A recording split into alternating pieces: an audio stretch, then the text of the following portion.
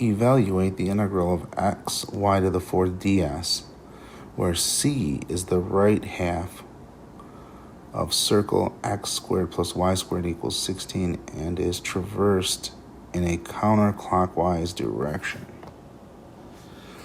So the first thing we should do is develop c here. So it says where c is the right half of circle x squared plus y squared equals 16. So that's really saying a circle of radius 4. And then it says it's traversed in a clockwise direction. So first we're going to deal with that right half of the circle with radius 4. And I like to graph things, so I'm going to graph this C here in the XY plane. So here's our rectangular coordinate system. Here's my X, here's my Y. And then we're just going to put that circle on there. So there's our circle. So now what we have to do is think about the direction of that circle. Now it says it's traversed in a clockwise direction. So anytime I see something circular this way, I automatically go to polar. So I think of my X being r cos theta. So instead of the r, I'm going to put a 4 because our radius is 4. So that's cosine t instead of the theta, of course, because we're talking about parameterizations of t. And then my y is going to equal 4 sine of t. Now there's a couple ways to look at this, and we could have different answers here and they both be right. But I'm going to take a look at it this way. So now, if I just set this up in general the way it sets, this is the way I would generally write it. But one thing you'll notice here is I plug in my points to make sure I'm starting in the right place and I'm going clockwise. So that means my direction would have to be this way here. So I'm going in this direction. So that means I'm starting at 0, 1. So that's the first thing to recognize here. So what I'm going to do is I'm just going to plug in 0 for my t. And when I plug in 0 for my t, so t equals 0, that's going to result in x equals 4, because the cosine of 0 is 1. 1 times 4 is 4. And my y is going to equal 0. So that's going to be 4, 0. So I said 1, 0 earlier, but I mean 0, 1, but I meant 0, 4. And I'll write that in there so I don't say that again. And that's where I want to start at. So I'm not starting there. I'm actually starting here. If I wrote the parametric equations this way here with x equals 4 cos t, y equals 4 sine t, what I will get is I will get 4, 0. So that would put us here starting. And then if I did another point where I did t equals, let's say, pi halves, then I would get for cosine here 0. So my x would equal 0. And my y, the sine of pi halves is 1. So that would actually be 4. So I would be going from 4, 0, whoops,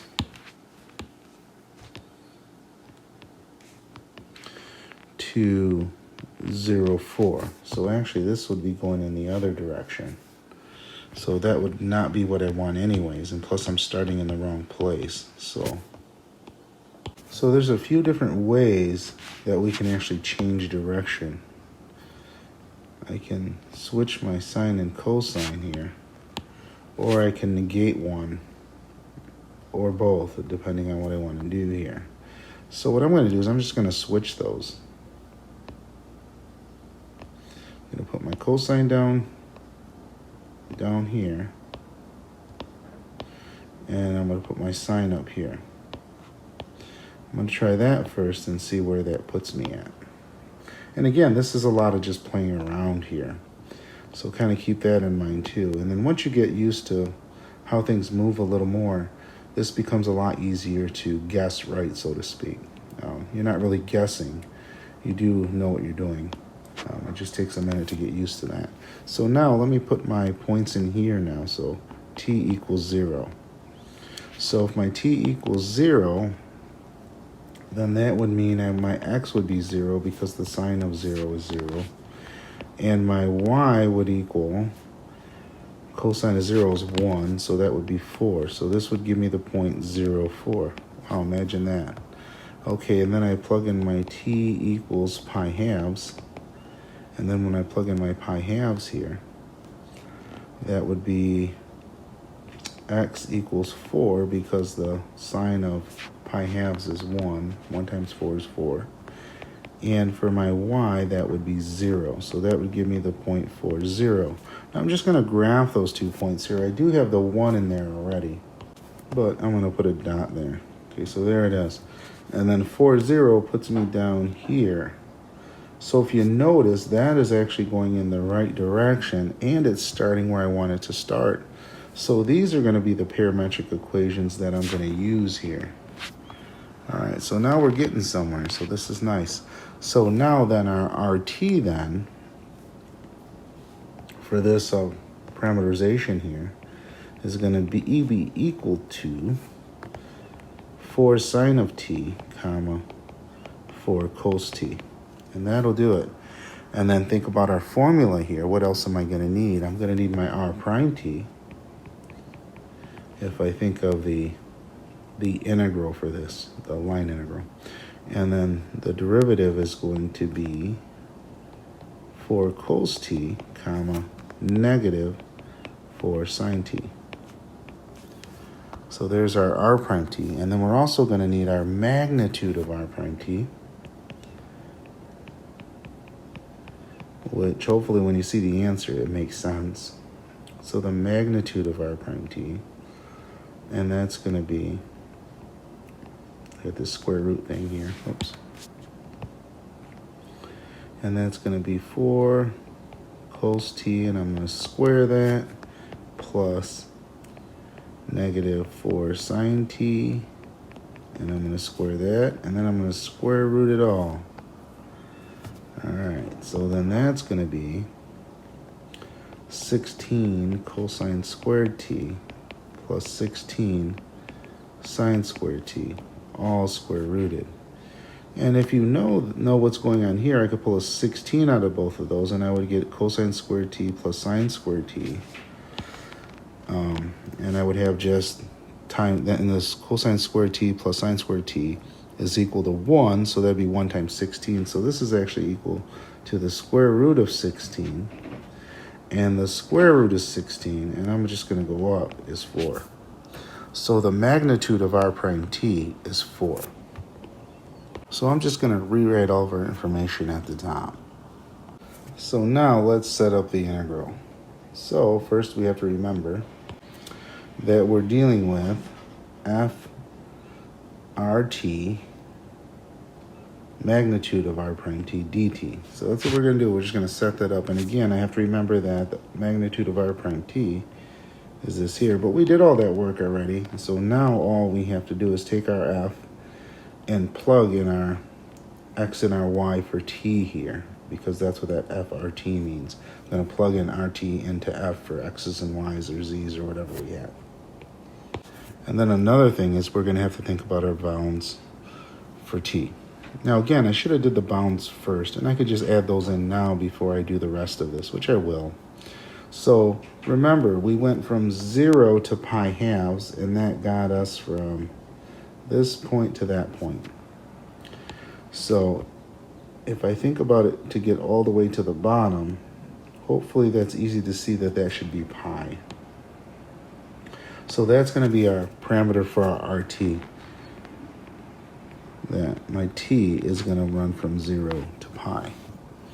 Okay, so now we're going to set our integral up completely here. So it's going to be from 0 to pi, and I got to plug in my f here, and my x is 4 sine t. So it's going to be 4 sine t, and that's what I'm plugging in for x here.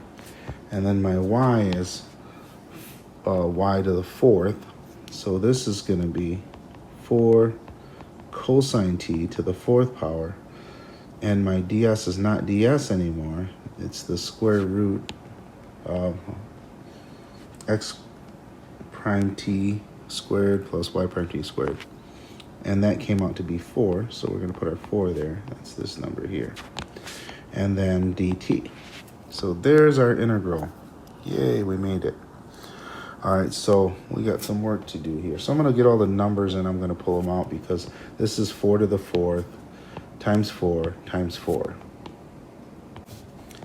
So that would be 4,096 from 0 to pi. And then I have sine of t, cosine 4th of t, dt. And out of all the integrals we could have gotten, this one's not too bad. We can do this one by hand fairly easily. So 4096, this is actually going to be a u sub here. So let me do that first. So my u is going to equal cosine of t. So that means my du is going to equal negative sine of t dt. And if you notice here, I have a sine of t here. So the only thing I really have to add to this is a negative. So then this is going to equal 4096, the integral. I didn't give myself enough room. I'll write it below. Here. There it is. And I'm going to write not the sine of t anymore, because the sine of t dt is going to be this and this. And then a negation. So that's going to be u to the 4th, because that's cosine. And don't forget my negative there. And this is going to be dt. So there's our setup here. So now what we're going to do is we're just going to go through this integral. So it's going to be 4096, don't forget your negative, and 1/5 u to the 5th. And my bounds are from 0 to pi. So now, since our u is cosine t, I'm just going to plug that back in, and then we can deal with our bounds. Now I'm going to take this back a ways here, so I make sure I have enough room for all this. Sometimes these things surprise us. 4096, and it's going to be 1/5 cosine t, cosine 5th t, I should say, from 0 to pi. All right, so we got 4096, and then I have my 1/5. I guess I could put the 5 under here so I don't have to deal with the 5. And that's going to be cosine pi minus cosine 0. All right, and cosine of pi is going to be -1. Minus 1 is -2. Oops, don't forget my negative out there either. So that's actually going to be, actually it's not -1. Let me write that right here. This would actually be 1. So it's 1 minus, -1 minus 1. And that's a negative there. So that's actually going to be a -2 in here. So -2 times a negative is going to be positive. So we get 4096 over 5 negative times a -2, which then our final answer is going to be positive, since a negative times a negative is positive. So 8192 over 5. So there's our area up to the surface x, y to the 4th.